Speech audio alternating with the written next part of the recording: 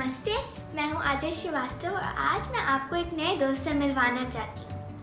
वो नवाबों के शहर लखनऊ से है और उसका नाम है नितांत त्रिवेदी। नितांत, तुम्हारा बहुत बहुत स्वागत है सिंगापुर संगम के इस विशेष कार्यक्रम में जिसका नाम है साहित्य के खजाने से। शुक्रिया आद्या। सिंगापुर संगम के इस कार्यक्रम में आके मुझे बहुत खुशी हो रही है। पता है, आज का कार्यक्रम हिंदी के दो प्रमुख साहित्यकारों पंडित सूर्यकांत त्रिपाठी निराला जी और डॉक्टर हरिवंश राय बच्चन जी को समर्पित है। डॉक्टर हरिवंश राय बच्चन जी तो अपने महानायक अमिताभ बच्चन सर के पिताजी हैं।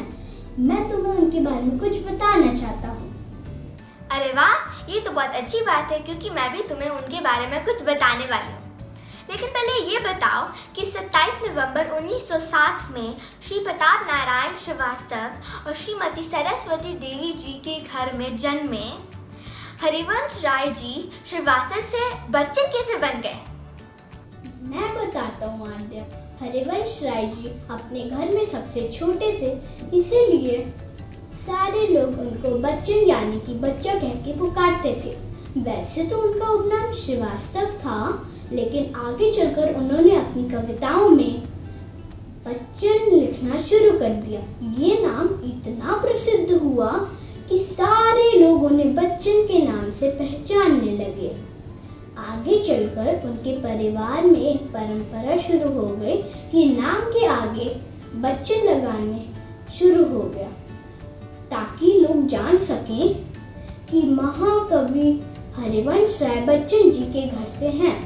बहुत खूब नितांत, तुमने बच्चन नाम की पीढ़ी की पूरी कहानी कितनी अच्छी तरह से बता दी।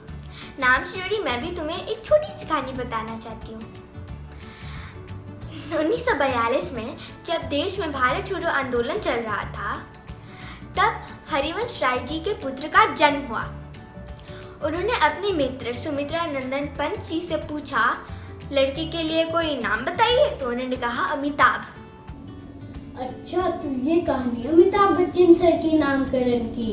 वैसे तुम्हें पता है आद्या, अमिताभ बच्चन सर सुबह सैर पे जाने से बहुत डरते थे अपने पिताजी के साथ। लेकिन क्यों? अमिताभ जी तो अपने बाबूजी से बहुत स्नेह करते थे। डरने की क्या वजह थी? हाँ, प्रेम तो करते थे, लेकिन डरते भी उतना ही थे, क्योंकि उनके पिताजी उनसे पहाड़े कूदते थे ना सुबह सैर पे। वैसे उनको 5 तक के पहाड़े तो अच्छे से याद आते हैं, लेकिन 5 के आगे वाले पहाड़े में वो बहुत अटकते थे, और अगर उनने कोई भी पहाड़े भूले तो उनको पड़ता था एक पिताजी से अपने एक टप्पू। टप्पू? ये क्या होता है? अरे, टप्पू का मतलब नहीं जानती? टप्पू का मतलब होता है सिर पे पड़ने वाला थप्पड़। ओह, ये वाला टप्पू। हाँ, और तुम्हें पता है आद्या, अमिताभ बच्चन सर 12 से लेकर 20 तक के पहाड़े में तो वो और भी डरते थे। इसीलिए जैसे वो पहाड़े सुनाते जाते थे आगे आगे, वैसे ही अमिताभ बच्चन सर अपने पिताजी से पीछे चले जाते थे, ताकि अगर वो अपने पहाड़े भूल भी जाएं तो भी उनको पिताजी का टप्पू ना मिले।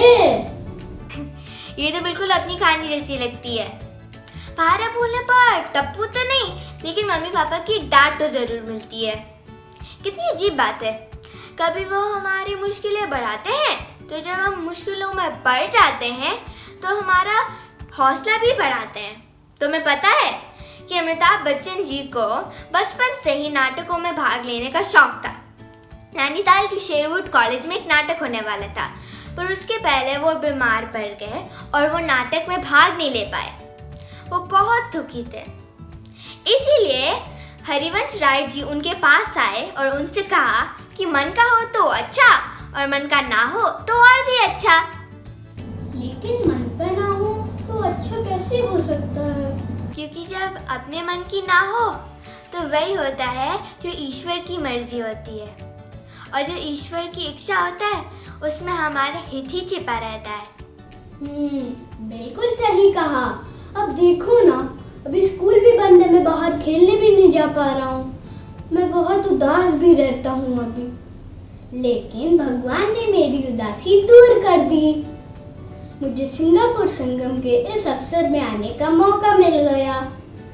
इसीलिए तो कहते हैं जिंदगी में कभी भी हार नहीं माननी चाहिए। भगवान एक रास्ता बंद करता है तो दूसरा वाला अपने आप खोल देता है। जीवन और जीवन पथ से याद आया, तुमने अग्निपथ फिल्म देखी है? हाँ, ये भी कोई पूछने वाली बात है। क्या शानदार एक्टिंग की थी उस फिल्म में अमिताभ बच्चन सर ने। हाँ, इस फिल्म में उनके बाबूजी डॉक्टर हरिवंश राय बच्चन जी की कविता अग्निपथ एक बहुत अहम भूमिका निभाती है। ये कविता ही पूरे फिल्म की दिशा तय करती है। सही कहा तुमने। मुझे तो ये पूरी कविता याद भी है। अग्निपथ, अग्निपथ, अग्निपथ। वृक्ष हो भले खड़े, हो घने हो बड़े, एक पत्र छांव भी, मांग मत, मांग मत, मांग मत। अग्निपथ, अग्निपथ, अग्निपथ।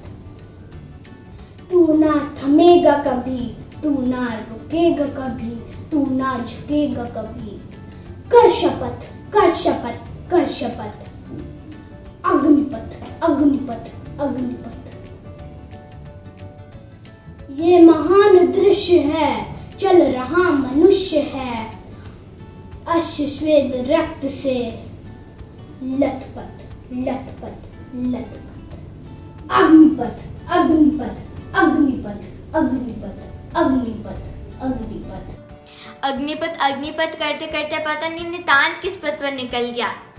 शायद उसने डॉक्टर हरिवंश राय बच्चन जी की ये कविता नहीं पढ़ी है।